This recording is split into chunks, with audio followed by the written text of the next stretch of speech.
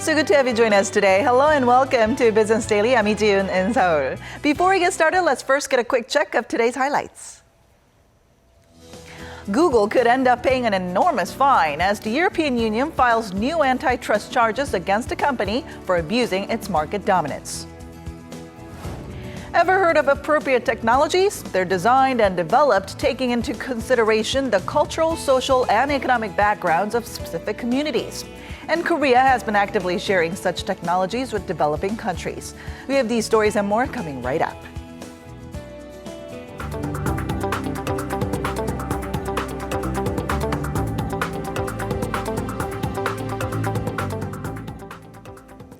It's been 100 days since the third economic team under the Park Geun-hye administration took the reins. And with the general elections behind us, the team led by Finance Minister Yoo Il-ho is gearing up to make some aggressive changes to the corporate landscape.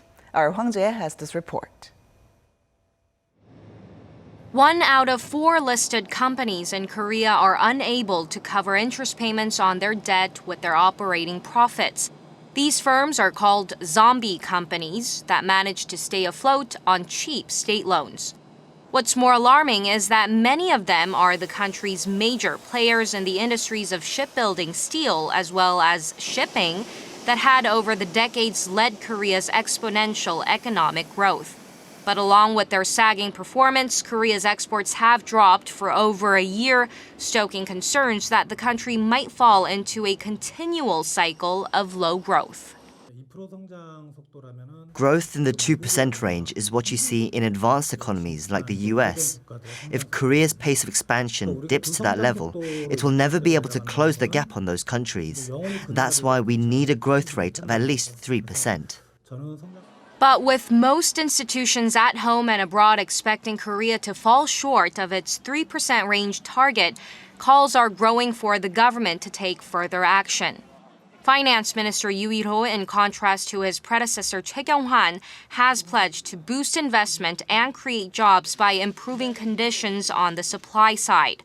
The government will go over plans to promote mergers and acquisitions among large companies, while the Financial Services Commission has expanded the list of firms it will examine to determine if they're in need of a shakeup. Concrete plans for corporate restructuring will be introduced as early as next week. Pundits do not expect the downsize to be an easy task, especially with the country's labor unions widely expected to oppose inevitable job losses in the process. But they add bigger costs await Korea if it fails to deal with its problems now. Hwang Jae, Business Daily. President Park Geun-hye celebrated Korea's achievements in science and technology today and pointed to deregulation and innovation as the keys to helping the country make the next leap into the future. 정부는 신기술, 신산업 창출과 성장을 가로막는 규제와 관행을 과감하게 철폐하고 개선해 나갈 것입니다. 여러분, 창조 경제가 성공하고 신기술, 신산업을 창출하기 위해서는 국가 R&D 시스템의 혁신이 있어야 합니다. To that end, President Park will chair her first strategic meeting next month for science and technology, focused on improving the distribution of resources and managing the sector more efficiently. Through deregulation and innovation in science and ICT, President Park hopes to better cater to the fast-changing society and help Korea rise to the top of new industries like drones and autonomous vehicles to create more jobs. It's highly likely that Korea's exports will post yet another decline this month. This is according to Korea Customs Service, as it reported that the export value in the first 20 days of April was 13.4% lower than the same time last year, sitting at $23 billion. Now, the customs agency cited China's slowing economy as well as the falling value of petroleum products as the key reasons behind the prolonged fall. Seoul has been posting the longest slide in exports, dropping 15 consecutive months through March since related data was compiled in 1970. The European Union has charged Google for breaching antitrust rules, saying that Google has unfairly required mobile phone manufacturers to pre-install Google applications on their phones, depriving consumers of a wider choice. Our Park Jong-hong tells us more. The EU claims Google is not competing fairly in the European market and has breached its antitrust regulations. The decision comes after a year-long investigation into some of Google's business practices related to the Android operating system and Google's applications running on Android. EU regulators say Google's strategy of abusing its dominance and requiring phone makers to pre-install its apps is unfair. It is doing so by imposing unjustified restrictions and conditions on manufacturers of devices who's running Android mobile operating system, as well as on mobile network operators. The Commission estimates the Android OS accounts for a staggering 80% of all smart mobile devices in Europe and around the world.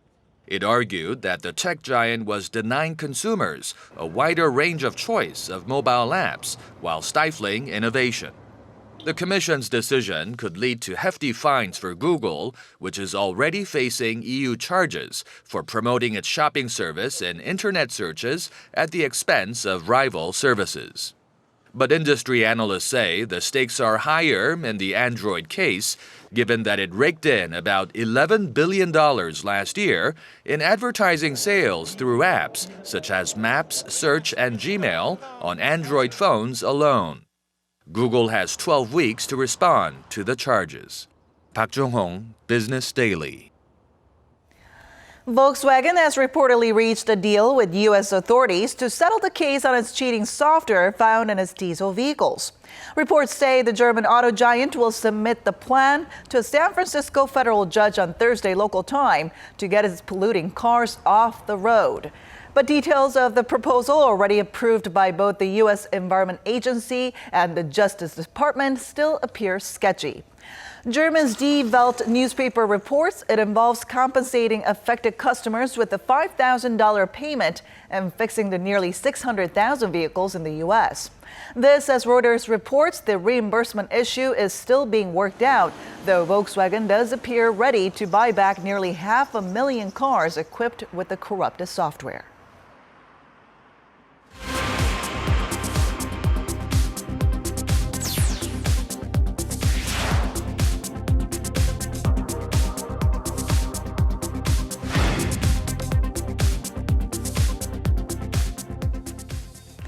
Intellectual property plays a big role when it comes to boosting a country's economic competitiveness. In fact, many industries in advanced and developing economies rely heavily on their patents, trademarks, and copyrights.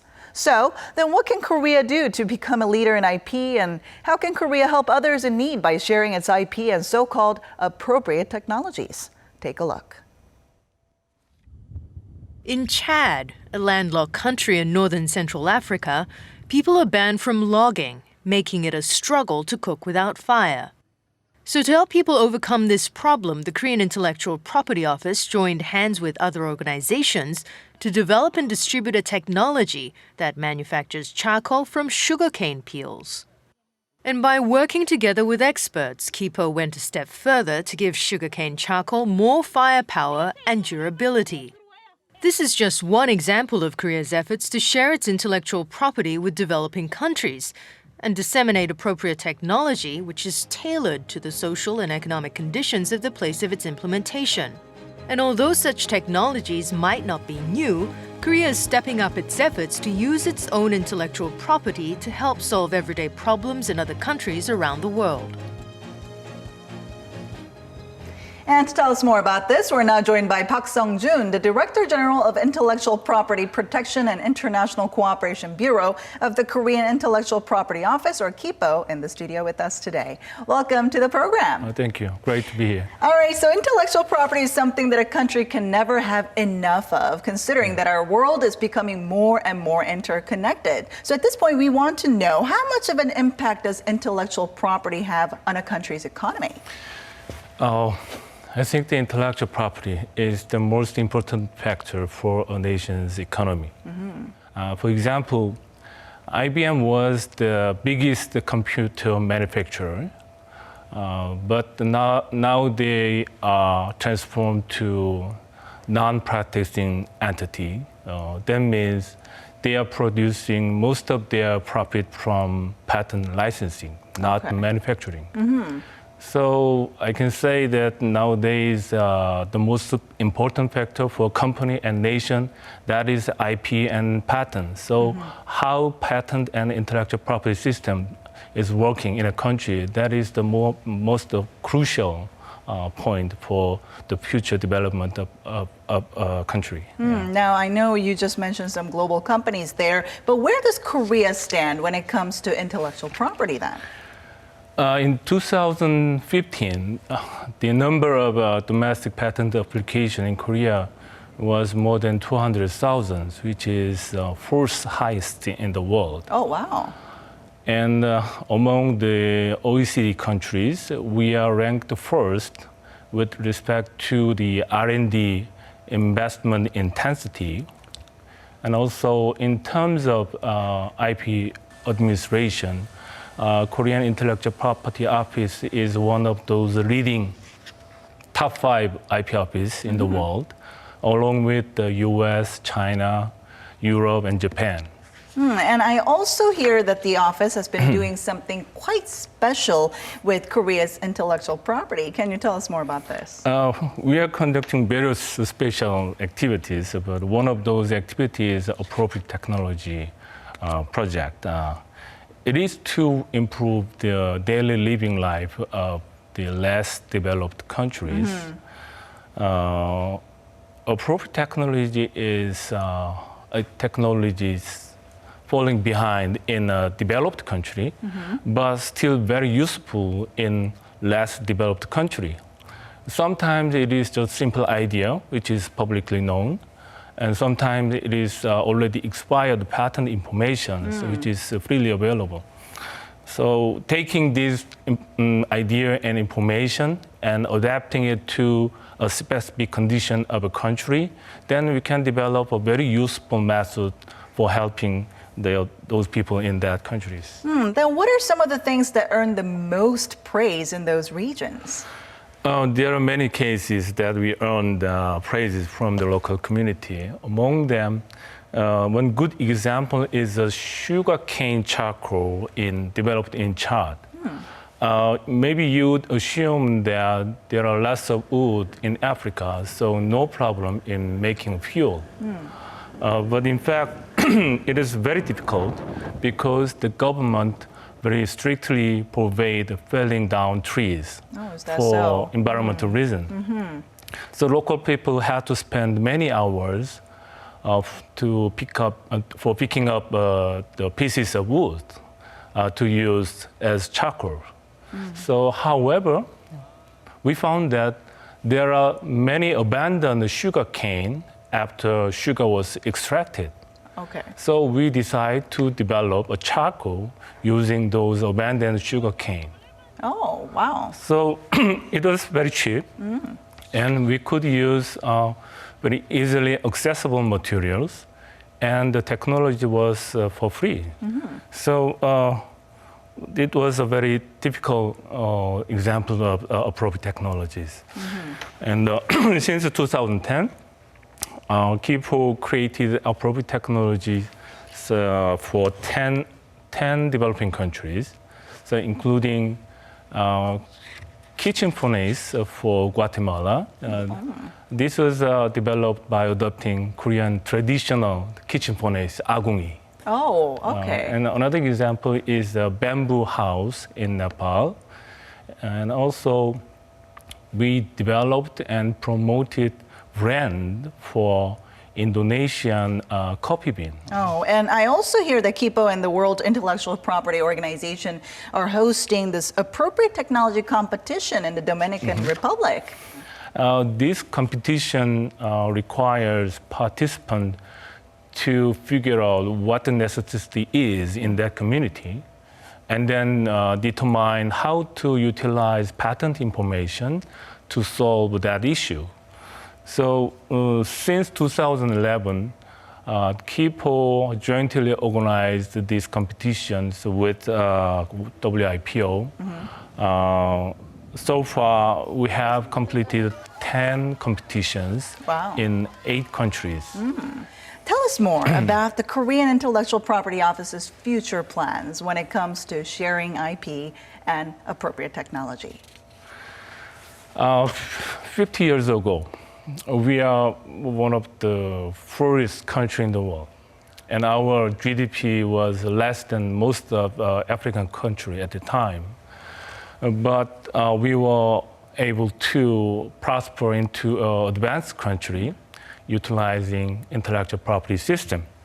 So therefore, many countries have an interest in how we utilize IP system and developed our country. So in difficult times and throughout our development, we received aid from many other countries.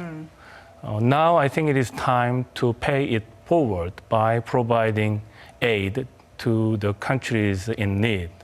And also, I think the appropriate technology is the best vehicle to inspire them through sharing our experience and knowledges.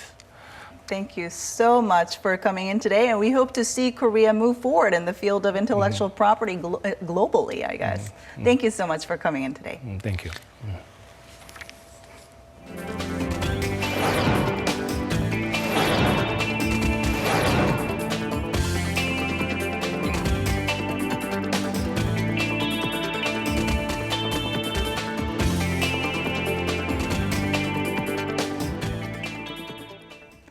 And that wraps it up for today. Thanks for watching. I hope to see you right back here for more business news that matters to you. Until then, goodbye.